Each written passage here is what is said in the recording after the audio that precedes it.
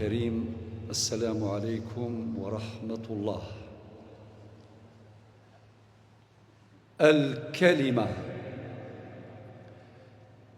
الكلمة حروف وأصوات، ولكنها أمانة ومسؤولية.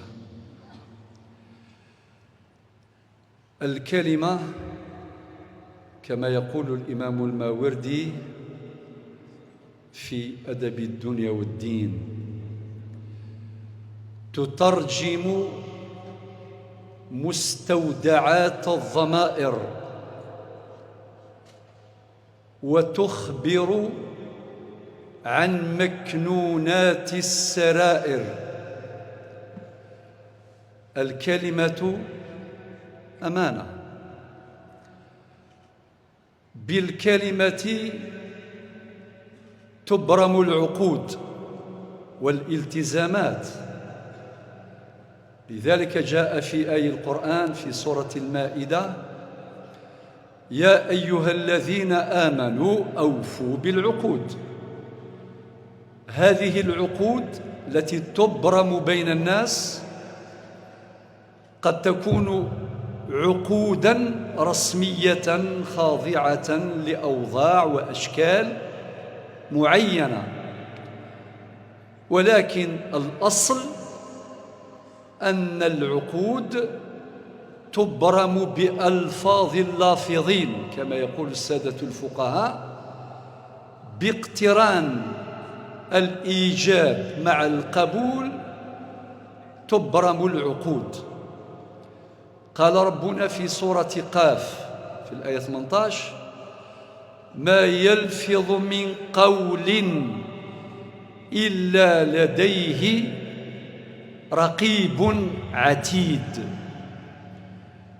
هذه الآية تجعلنا جميعا نستشعر أهمية الكلمة، خطورة الكلمة، مآلات الأقوال التي تسبق الأفعال، كما قال الإمام الشاطبي في الموافقات: والنظر في مآلات الأقوال والأفعال معتبر ومقصود شرعا. الكلمة بها تبرم العقود والالتزامات. بالكلمة يعبر عن المشاعر، عن الأفكار، عن الآراء، وهي نعمة من نعم الله علينا. ربنا قال: وإن تعدوا نعمة الله لا تحصوها. التعبير الواضح عن المكنونات والمستودعات والأفكار والآراء والمشاعر يكون بأداة واضحة جدا، هي الكلمة. فالكلمة إذن أمانة، والكلمة مسؤولية. من الآيات الدالة عن هذه المسألة المهمة ما ورد في سورة إبراهيم من الآية 24 إلى غاية الآية 27، حيث يقول ربنا عز وجل: ألم تر كيف ضرب الله مثلا كلمة. إذن ربنا يضرب لنا الأمثال في آي القرآن مبرزا قيمة هذه الكلمة. في تفسير ابن عباس وغيره المراد هنا هي لا إله إلا الله، وهي أصل كل كلمة طيبة، ويصح الاستدلال والاستشهاد بهذه الآيات في معرض الحديث عن الكلام الطيب. فلا إله إلا الله هي الأصل الأصيل الجامع لجميع النبوات ولجميع الرسالات، كما دل على ذلك القرآن في مثل قوله تعالى في سورة الأنبياء: الآية 25: وما أرسلنا من قبلك من رسول إلا يوحى إليه أنه لا إله إلا أنا فاعبدون. إذن هذه الآية تبرز هذا الأصل الركين الجامع بين جميع النبوات والرسالات، التوحيد، وهو ما تأكد في آيات أخرى في سورة الإخلاص: قل هو الله أحد، وفي سورة البقرة في آية الكرسي الآية 255: الله لا إله إلا هو الحي القيوم. التي تليها 256: لا إكراه في الدين قد تبين الرشد من الغي، فمن يكفر بالطاغوت ويؤمن بالله. بالمناسبة هذه الآية تترجم معنى لا إله إلا الله. قول الله فمن يكفر بالطاغوت نفي، إلا ويؤمن بالله إثبات، نفي وإثبات. لا إله تساوي فمن يكفر بالطاغوت ويؤمن بالله إثبات تساوي إلا الله، لا إله إلا الله. النتيجة فمن يكفر بالطاغوت ويؤمن بالله فقد استمسك بالعروة الوثقى لا انفصام لها. فإذا كانت كلمة التوحيد هي الأصل الأصيل وهي الجذر ثم الجذور وتأتي بعد ذلك الفروع، يأتي الجذع ثم تأتي الفروع التي تترجم في تصرفات البشر، في أعمال البشر. ربنا قال: ألم تر كيف ضرب الله مثلا كلمة طيبة، وصف هذه الكلمة بهذا الوصف الجميل، بهذا الوصف الجليل، لأن الكلمة تبني وتهدم، الكلمة تفرق وتجمع، الكلمة ترفع وتضع. أوال يفنو يتهدو، أوال يجبر يتروزو، أوال يزيزدي يسلوغو، أوال أوال أوال. هذا شأن الكلمة. ربنا وصف هذه الكلمة بهذا الوصف الجميل: ألم تر كيف ضرب الله مثلا كلمة طيبة كشجرة طيبة. هذا التشبيه البليغ البديع اللي يغرس شجرة الإيمان في قلبه لا شك أنها ستثمر. وإذا غرست هذه الشجرة في الأسرة وهي اللبن الأساس في المجتمع ستزهر وتثمر. وإذا غرست في مجتمع، غرست في وطن، غرست في أمة ستثمر. ألم تر كيف ضرب الله مثلا كلمة طيبة كشجرة طيبة نصلها ثابت وفرعها في السماء. انظروا إلى هذا الثبات. قارن ولاش تشطور يهوز واضو. الشجرة قد تهزها الرياح، ولكن إذا كانت جذورها ممتدة في عمق الأرض فلا تقدر على اقتلاعها، لا يمكن، لأنها لها جذور ممتدة في عمق الأرض، لا يمكن. تهزها الرياح، تهزها العواصف، ولكن لا تعطل رسالتها، لا تعطل ثمراتها. كشجرة طيبة أصلها ثابت وفرعها في السماء. انظروا إلى هذه المرتبة السامقة، هذا العلو وفرعها في السماء. هذا شأن الكلمة الطيبة منذ أن خلق الله الخلق.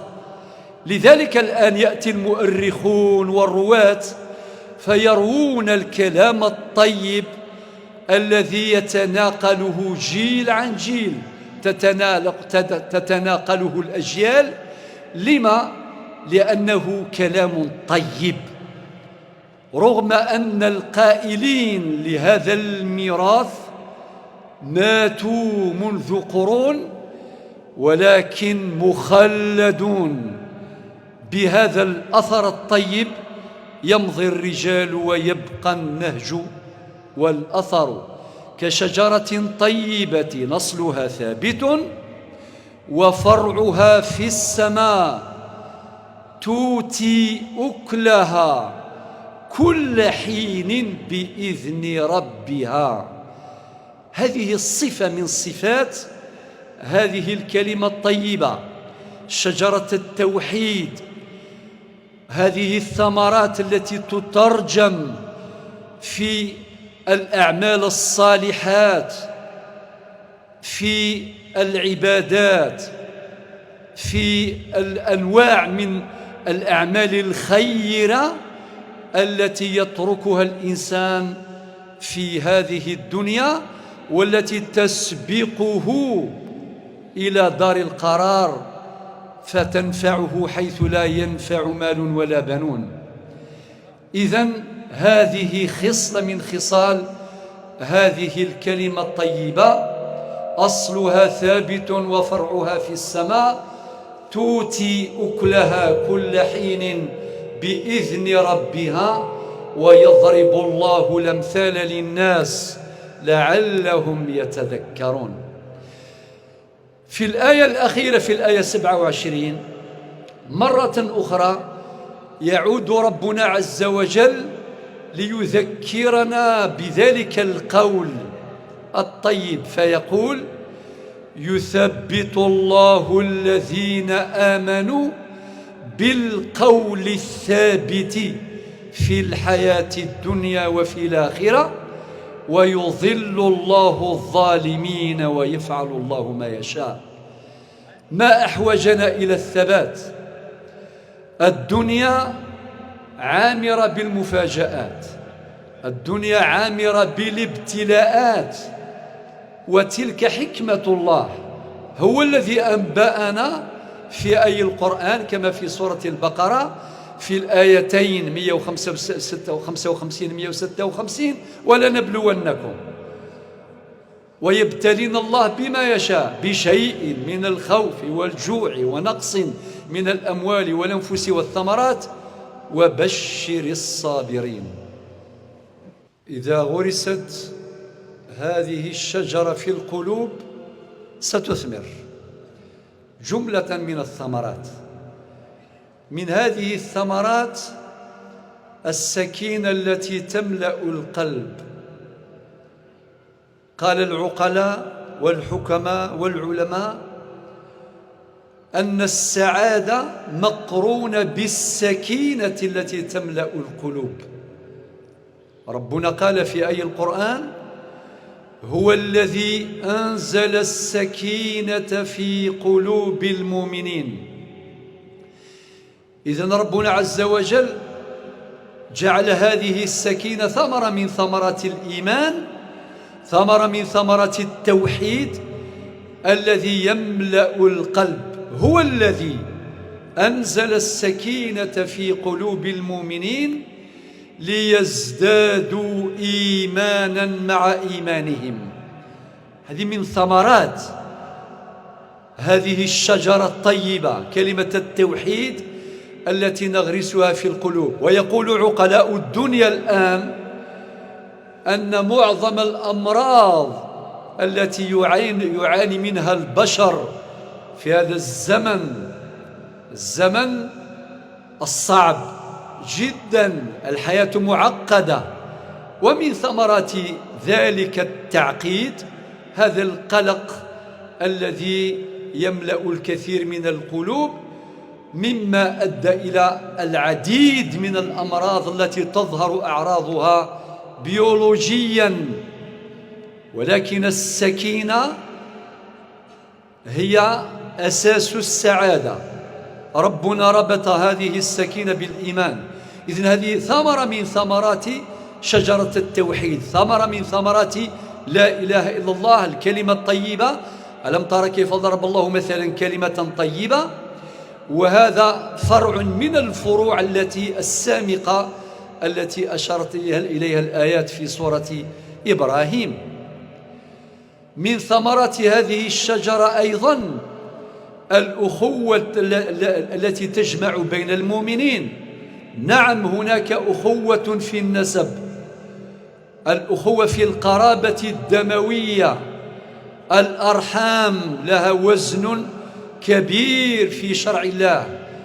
ولكن هناك رحم أخرى لا بد أن نعيرها اهتماما كبيرا، هذه الرحم التي يربطها الإيمان بين المؤمنين، لقوله تعالى في سورة الحجرات الآية 10: إنما المؤمنون إخوة.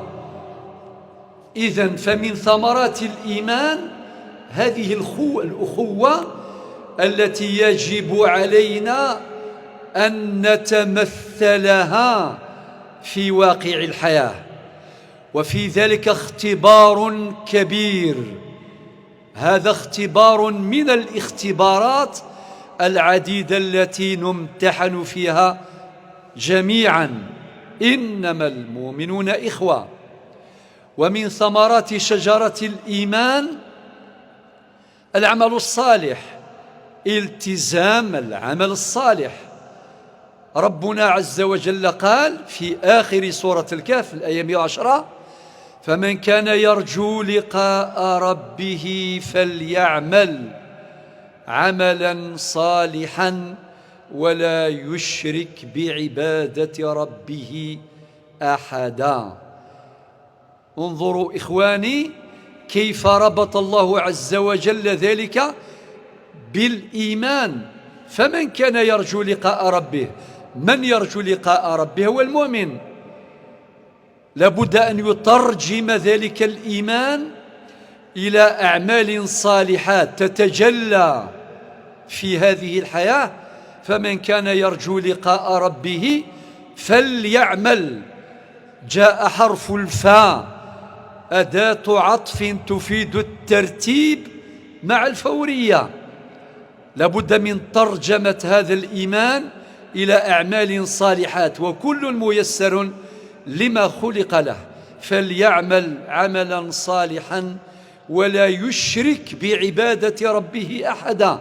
مرة أخرى ضمانة كبرى لقبول العمل، الإخلاص، لأن الخلاص في الإخلاص كما قال ربنا في سورة الأنعام الآية 162: قل إن صلاتي ونسكي ومحياي ومماتي لله رب العالمين.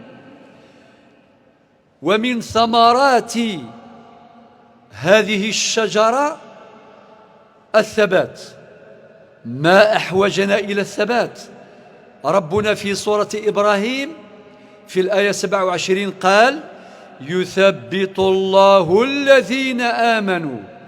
إذن ثمرة من ثمرات الإيمان الثبات، أن يثبت الله عز وجل المؤمن بالقول الثابت، يقول الحق حيث يجب عليه قول الحق، وقول الحق واجب. كذلك يثبت أمام النوائب وأمام الهزات وأمام الابتلاءات التي لا يعرفها إلا الله جل جلاله. فقال ربنا: يثبت الله الذين آمنوا بالقول الثابت في الحياة الدنيا وفي الآخرة ويضل الله الظالمين ويفعل الله ما يشاء. نسأل الله جل جلاله أن يرزقنا بالإيمان الصادق، وأن يوفقنا للعمل الصالح، وأن يلهمنا السداد في الرأي والتوفيق في العمل، وأن يثبتنا بالقول الثابت في الحياة الدنيا وفي الآخرة. اللهم اشف مرضانا ومرضى المسلمين، وارحم موتانا وموتى المسلمين. اللهم استرنا في الدنيا وفي الآخرة. اللهم احفظ بلادنا الجزائر من كل سوء وسائر بلاد المسلمين. اللهم انصر إخواننا في فلسطين وفي غزة. اللهم ارحم شهداءهم وشهداءنا. اللهم اشف مرضاهم ومرضانا وجرحاهم. أسأل الله عز وجل النصر الكامل لفلسطين عاجلا لا آجلا. اللهم وفقنا جميعا إلى ما تحبه وترضاه. اللهم اجعل خير أعمالنا خواتيمها وخير أيامنا يوم نلقاك. سبحان ربك رب العزة عما يصفون، وسلام على المرسلين، والحمد لله رب العالمين.